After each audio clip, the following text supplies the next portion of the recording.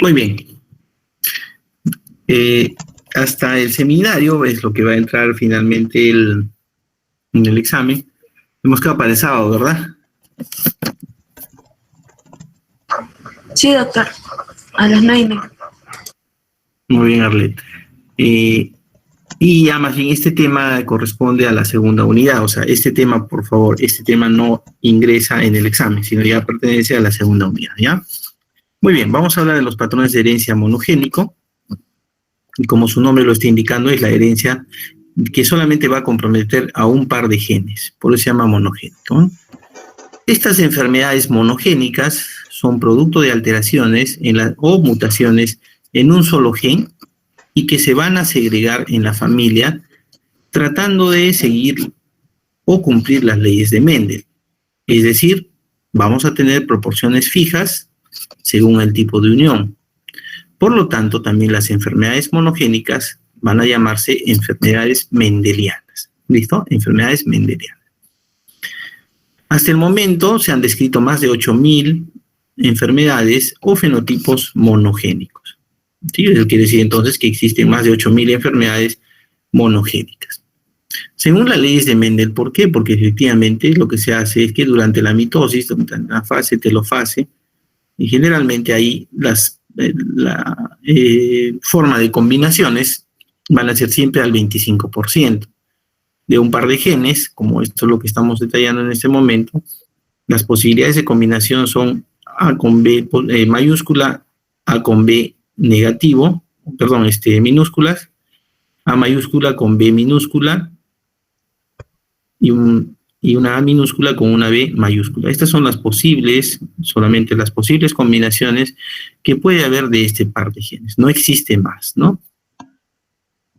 Tenemos un componente dominante, ¿listo?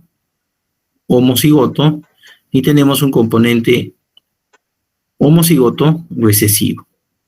Y tenemos dos componentes heterocigotos, ¿ya? Heterocigotos. ¿Por qué siguen las leyes de Mendel? Como habíamos mencionado, porque solamente un alelo es el que se va a transmitir a la descendencia. Y además que la segregación y distribución es independiente de los alelos de los diferentes locis. Dentro de los patrones de herencia, vamos a considerar de que existen dos tipos de factores: la localización cromosómica y la del fenotipo. Dentro de la localización cromosómica tenemos las herencias autosómicas, las ligadas al cromosoma X o Y o la mitocondria.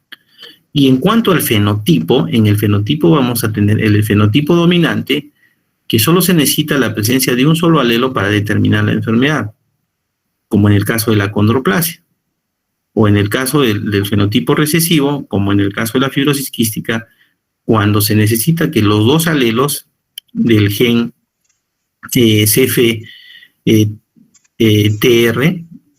esté mutado a ambos alelos.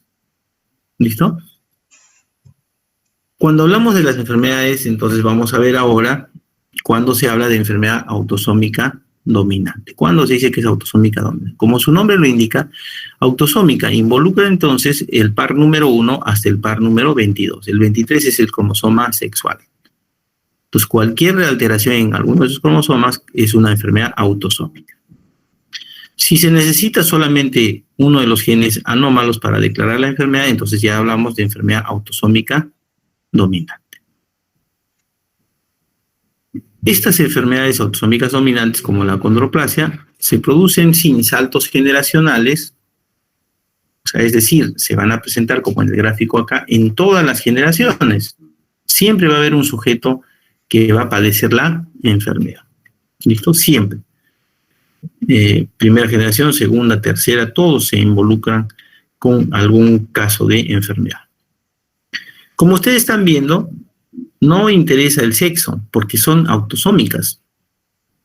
Entonces acá tanto la enfermedad se va a presentar en varones como en mujeres. ¿Listo? Este patrón de herencia dominante data claramente de qué, de las posibles combinaciones que podemos tener, porque también esto va a influir en qué caso nosotros vamos a tener una posibilidad de un consejo genético. Por ejemplo, Se trata de una persona, de un varón, en este caso, es un autosómico recesivo, pero no tiene la enfermedad, es un varón sano, ¿sí? En cambio, se casa con una mujer que tiene el gen autosómico dominante. Las posibles combinaciones, A minúscula con A mayúscula anómalo, A minúscula con A mayúscula anómalo, y estos dos, los dos minúsculas, nos van a dar finalmente 50% de hijos afectados por la enfermedad, pero 50% de hijos no afectados o hijos sanos, ¿ya? ¿Por qué? Porque como esto les decía, las proporciones de combinaciones por las leyes de Mendel hacen de que esa sea la proporción de afectados y no afectados.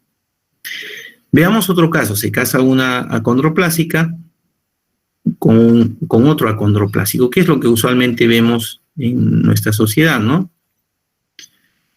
Miren, las posibles combinaciones son las dos A mayúsculas, nos da el genotipo autosómico dominante doble, ¿sí? Acá nos da A mayúscula, A minúscula, acá nos da y un doble A minúscula.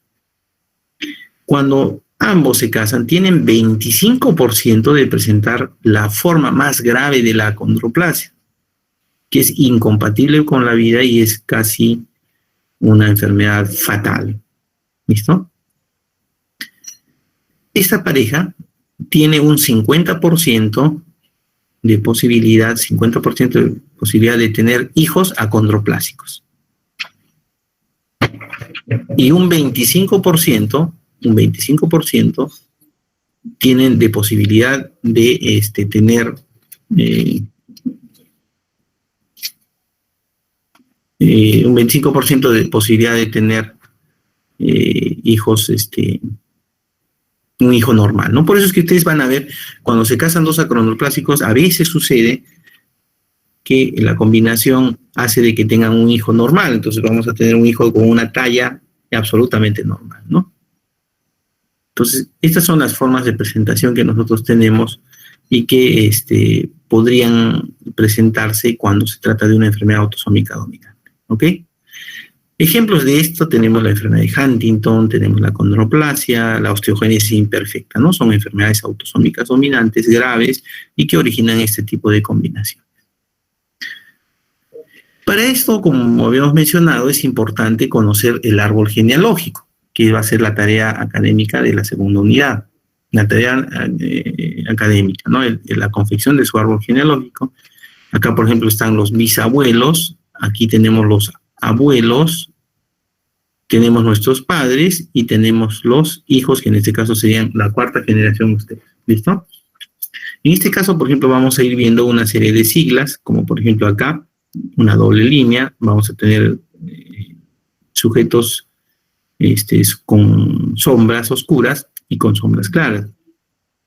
Pero ya en general hablamos de que el cuadrado es un varón y el redondo es una mujer, ¿no? Esas son las posibles combinaciones posibles en el caso de genética.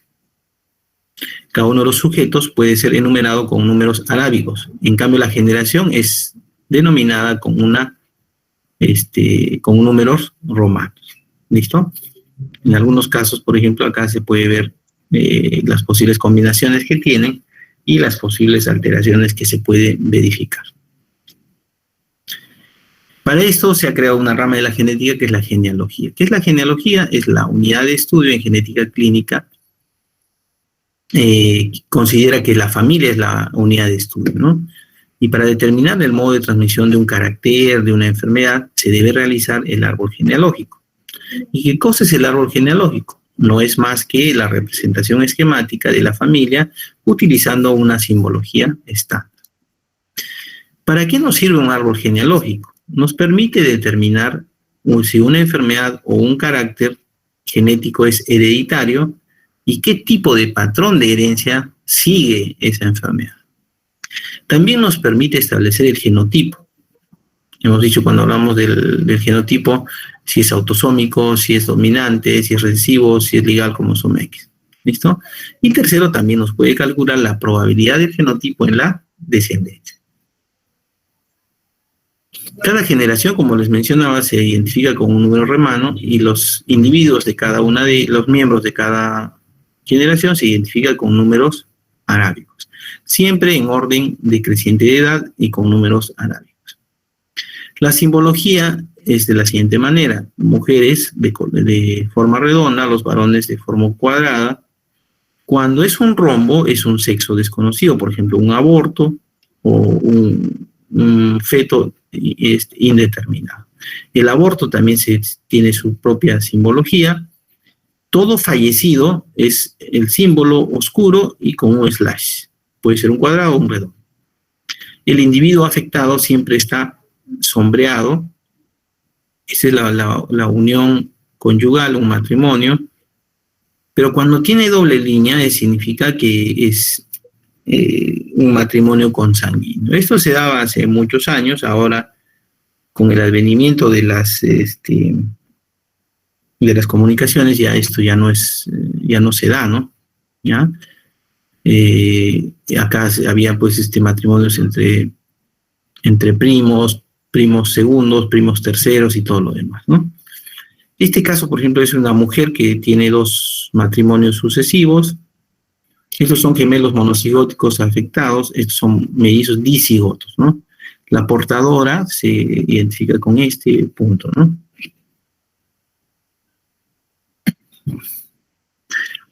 Varón, mujer, el sexo indeterminado, número de hijos del sexo determinado, los afectados, portadores no penetrantes, portadores obligados, probandos, individuo fallecido, nacido muerto, adoptado también, miren, por la familia, adoptado mujer por otra familia, unión matrimonial, divorciados, miren cómo se puede identificar, consanguinidad, gemelos monocigóticos, disigóticos, aborto espontáneo, sin descendencia, cuando por ejemplo un matrimonio no tiene hijos, ¿no? Y en este punto también las uniones múltiples, ¿no? A veces el varón tiene 2 esposas y se puede determinar de esta manera, ¿ya? Igual de esta manera, la consanguinidad, miren, hermano, hermana. Antes esto más se usa para cuestiones legales, ¿no? De la medicina legal, ¿no? En el caso de violaciones se puede utilizar este tipo de simbología. Ok. Muy bien. Muy bien, jóvenes. Creo que estamos bien, no hay problema. Vamos a continuar nuestra clase la siguiente semana, ya con la clasificación de los modos de transmisión, ¿no? Autosómico o ligado al cromosoma dominante, cuando es dominante o recesivo, ¿ya? Muy bien, Arlet, aquí nos quedamos el día de hoy, ¿ya?